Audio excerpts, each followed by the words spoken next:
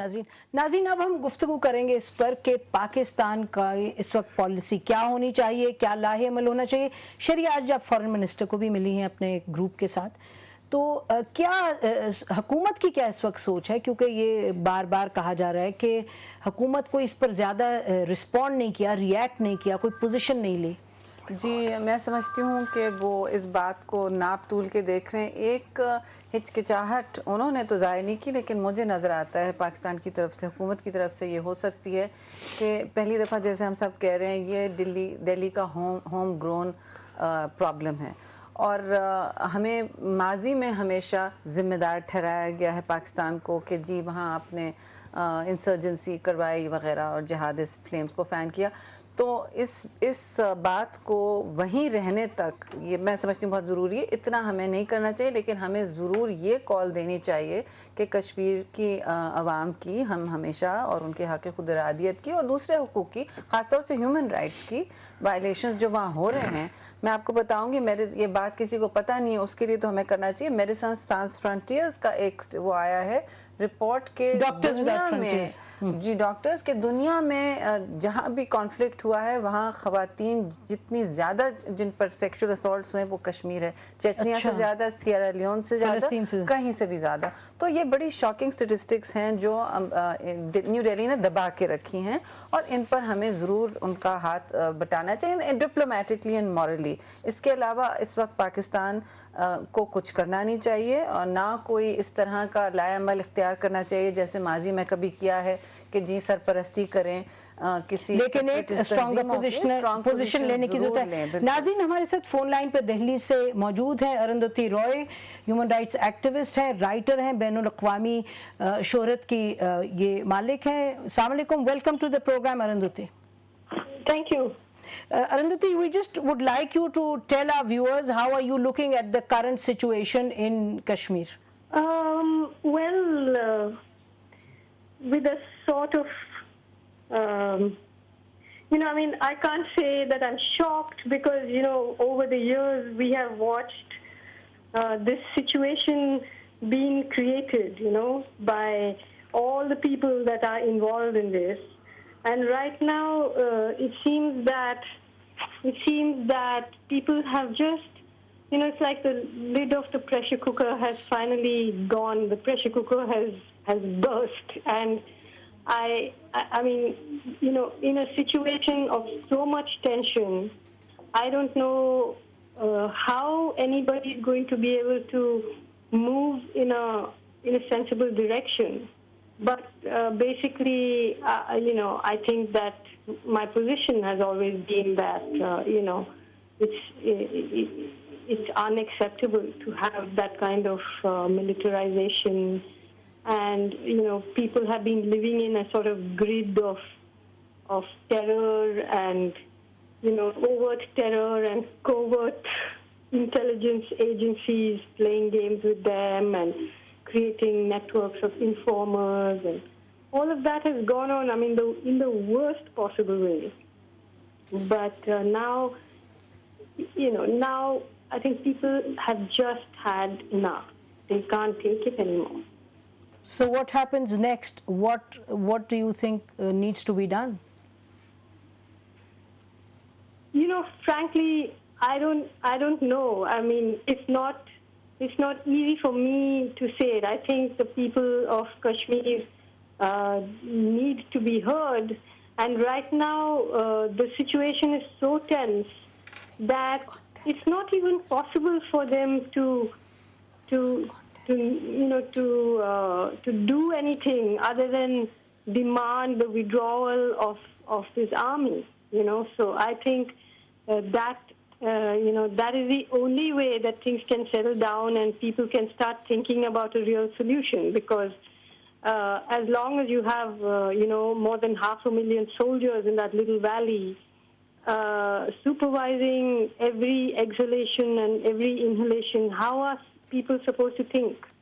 When agencies are pitting them against each other, when, over the last 20 years we've seen fratricidal war, we've seen everything, the rigging of elections, the refusal to listen to the voice on the street, the silencing of the voice on the street. So now, I think what really needs to happen is that somewhere, the really sad thing is that somewhere there has to be an international pressure that's built up to allow people the space to think, because now the situation is boiling over and nobody can think. Arundhati, tell us, we've tried to contact people in the valley. It's not possible for us to get through, and you are certainly hearing the voices from the valley. What are the voices saying? What is the demand from the valley? Well, I think I hate to put words into the mouths of Kashmiri people, because that's what India has done all along, so I'm not going to try and interpret it. But I can just say that from what I understand, they really are asking for azadi in the simplest terms, which is to withdraw that army, to withdraw that, of course they are making, the Indian government and the Indian media are making a big production out of this Armed Forces Special Powers Act and whether they should withdraw it or not. But I don't think that Kashmiris have ever made such a big deal out of individual laws. They've just said, get the army out of here, And until that happens, I don't think we're going to, even if, for example, what I fear is just that the one way in which the situation will be sought to be brought under control is some kind of a massacre, which will frighten people and push them back, or the hope is that. And that will be, obviously just postponing it till something becomes even worse. So right now, I do feel that, the people have made themselves very clear. Now it's really up to, and I'm not, when I say international, I don't mean Pakistan, but I mean a community of the international community needs to look into this and say, look, there's something very wrong going on here, and what can we do to diffuse the situation and listen to what people are saying, because it's a suicidal situation and people are living in unbelievable fear, and not fear, also now they've got over that fear. But still, how is life supposed to go on for children, for women, when there are these pitched battles and everything is being burned? I think the international community needs to sit up and pay attention. So last question, Arundhati, what's going on in this great democracy? Are you saying that Delhi itself and the political forces in Delhi are incapable of switching their policies, and therefore only intervention, international pressure is going to change the situation? Well, because I think the situation here is very, because of the internal politics in India. The BJP, is standing there and saying that you move one muscle on, just take your foot off the accelerator even slightly on Kashmir, and we will plunge India into communal, craziness. The BJP is taking this hyper-nationalistic position. So they are pushing from this end, and obviously the situation in Kashmir is spiraling out of control.